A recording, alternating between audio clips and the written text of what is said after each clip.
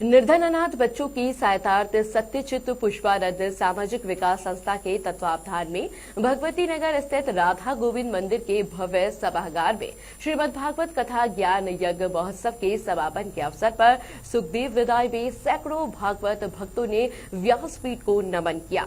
व्यासपीठ पर विराजमान भागवत प्रवक्ता श्रद्धेय खगोल कृष्ण महाराज ने कथा महोत्सव के समापन के अवसर पर अपनी मधुर मनमोहक संगीतमय शैली में श्री कृष्ण सुदामा चरित्र का श्रवण कर भगवान गोविंद की दीन बंधुता की महिमा का बखान किया। इस मधुर प्रसंग को सुनकर भाव विफोर हो गए। भगवान प्रवक्ता श्रद्धेय खगोल कृष्ण महाराज ने व्यासपीठ से उपस्थित भागवत भक्तों को हरिनाम की महिमा पर प्रकाश डालते हुए कहा कि कलयुग में जीवात्मा को परमात्मा से मिलन का सबसे सशक्त माध्यम हरिनाम संकीर्तन है। इस अवसर पर व्रज रसिकों के साथ फूलों की होली खेली गई। संस्था सचिव रीता भारद्वाज ने लोक हितार्थ कथा महोत्सव में सेवाभावी भागवत भक्तों का व्यासपीठ से अभिनंदन किया। कथा महोत्सव के अवसर पर भंडारे प्रसादी का आयोजन भी किया गया।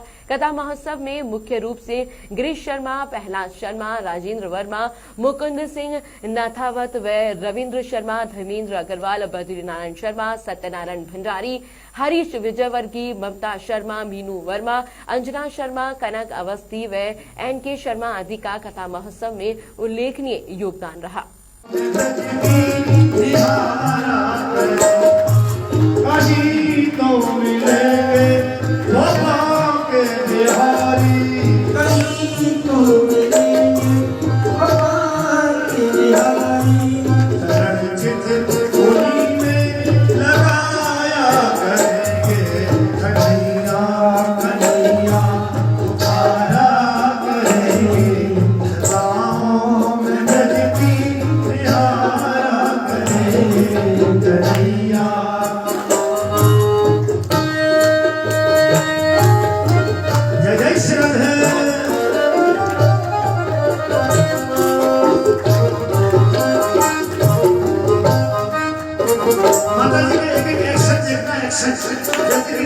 शूटिंग चल रही हो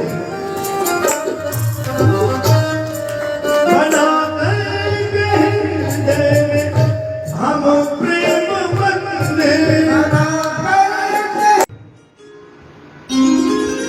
और कुछ लोगों को ज्ञान हो जाता है तो वो समाज में धन का उपयोग कर जाते हैं। जैसे कि एक सेठ हुए, उन्होंने पूरे भारत में प्याऊ बनाया। कहीं भी चले गए ना, उनकी प्याऊ बनाई। एक सेठ हुए घनश्याम दास बिड़ला, तमाम मंदिर बनाए। तो जो धन का उपयोग करना जानता है ना, वो माधव को जान जाता है। और नहीं भारत, दिल्ली में कई समाचार ऐसे आए कि किसी के घर में पता पड़ी कोई है ही नहीं, और कहते ना तो रुदाली भी नहीं। आपके राजस्थान में एक प्रथा है रुदाली की, कोई बताएगा रुदाली क्या होती है? आपके राजस्थान में एक प्रथा है, कोई किसी के यहां जब तर्णांत हो जाता है ना, तो रोने वाले किराए को ले आए। एक फिल्म भी आई थी लव है, जिसमें डिम्पल कपाड़िया रुदाली वाली थी। तो भैया कोई रोने वाला भी नहीं मिलता।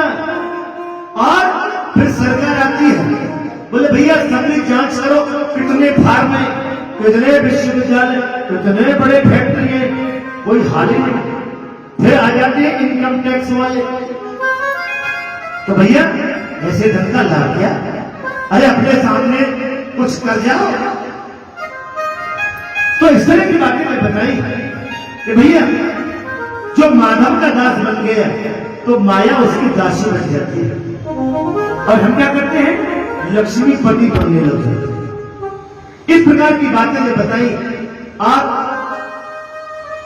समय का काल देखिए, धुंधुकारी अपनी मां से भरा भरा कर रही है और बोला कि पिताजी तो है नहीं, तो घर में पड़ा है वो धन दे दो। गाली गलौज करने लगा।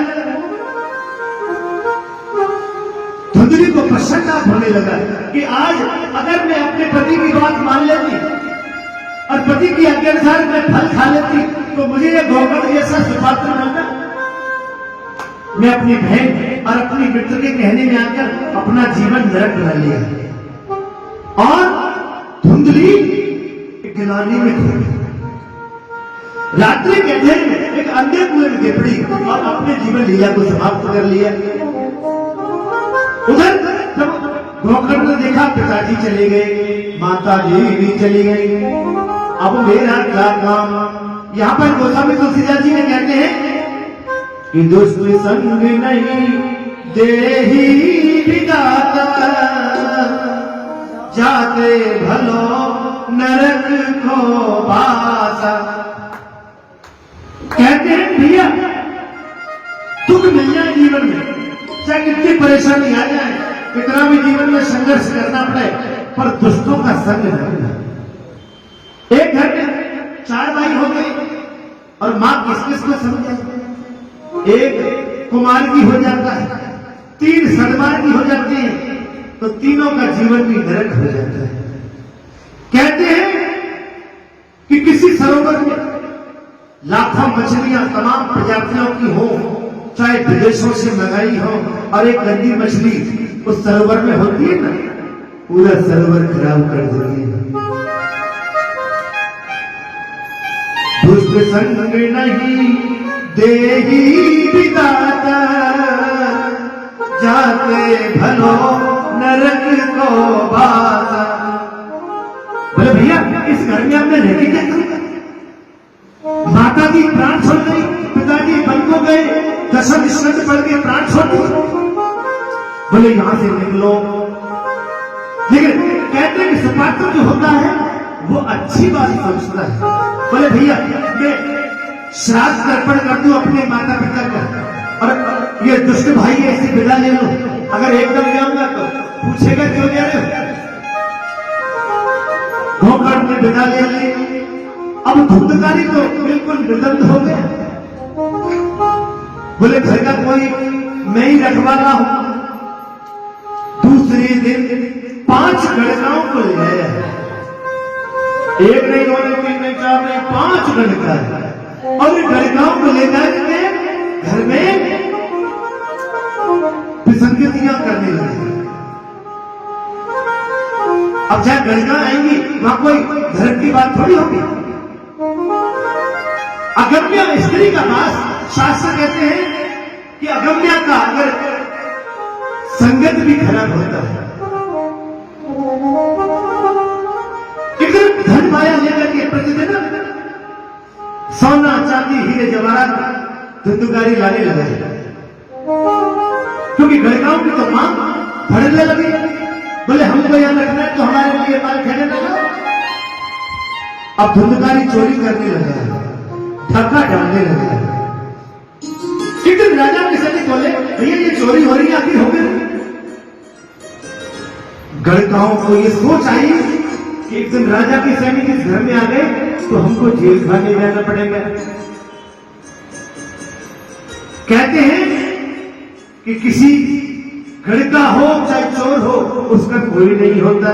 जब चोर 4 चोर आपस में धन का बंटवारा कर रहे होते हैं तो आपस में भी झगड़ा हो जाता है।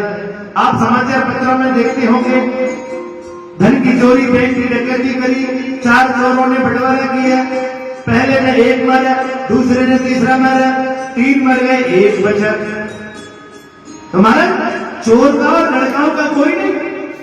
बोले भैया एक काम करो सहेलियों, यहां से धन को बांट लो, चलो। और रात में जैसे धुंधकारी आया उसको मदरा पान करा दिया, और मदरा इतनी पिला दी कि होश ही नहीं। और मदरा पिलाते ही खाट के खूंटे से रस्सी बांध दी और दम घोट करके वो अपने पिता को याद करने लगा, शोर मचाने लगा, गणका घबराने लगी। एक गणका ने चूल्हे में जलते अंगारे को ले और जलता हुआ अंगारा मुंह में ठूस दिया, और जब मुंह में जलता अंगारा डाला प्राण पखेरु उड़ गए। यहां पर सुखदेव बोले राजा परीक्षित, जितना पाप जो करता है उसको सजा भी उतनी भयंकर होती है। हमारे वेद व्यास जी ने गरुड़ पुराण लिखा है। अगर कोई ध्यान से मन से हल्का हल्का कोई गरुड़ पुराण पढ़ लेना तो महाराज आधा सा ठहर जाएगा। अगर किसी ने गरुड़ पुराण अच्छी तरह से पढ़ लिया तो सोच में पड़ जाएगा कि हर कुकर्म की सजा उस यमलोक में क्या है। एक दक्षिण में फिल्म बनाई, किसी ने देखी हो, आजकल तमाम टीवी चैनलों पर दक्षिण की फिल्म डेब्यू होने के आगे हिंदी में आती है और इतनी अच्छी फिल्में आती है कि हिंदी फिल्मों की अगर कोई दक्षिण फिल्मों को देख लेगा तो हिंदी फिल्में देखना भूल जाएगा। और आजकल तो चैनलों पर दक्षिण फिल्में आ रही हैं। एक फिल्म आई अपरिचित, वो दुष्टों को पापियों को सजा देने जाता है रात में, और जो जैसा करता है उसको ऐसी सजा देता है, खोलते कुएं में डाल देता है, तेल में डुबा देता है। ये गरुड़ पुराण की बात है। और जब धुंधकारी को मौत मिली तो भयंकर मिली। धुंधकारी अकाल मृत्यु की आत्मा